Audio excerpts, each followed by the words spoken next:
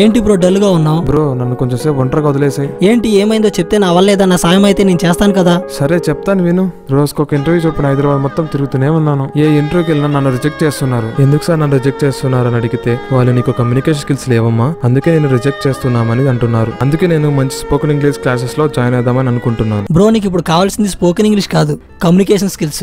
అదేంటి, నేను అందరితో బాగానే కమ్యూనికేట్ అవుతానుగా. బ్రో కమ్యూనికేషన్ అంటే అమ్మాయిలతో నువ్వుతో చూసావా, ఆ కమ్యూనికేషన్ కాదు. కమ్యూనికేషన్ అంటే ఏదైనా ఇంటర్వ్యూలో నువ్వు అటెండ్ అయినా, ఒక కంపెనీలో నీకు జాబ్ వచ్చినా కానీ అక్కడ నువ్వు వాళ్ళతో కమ్యూనికేట్ అయ్యే విధానం వేరుంటుంది. బ్రో నీకు తెలిసిన మంచి ఇన్స్టిట్యూట్ ఉంటే రిఫర్ చేయొచ్చు కదా. ఇన్స్టిట్యూటా? ఏదో ఎందుకు, మన గౌతమ్ డిజిటల్ లెర్నింగ్ ఉందిగా. Gautam digital learning? ఎస్.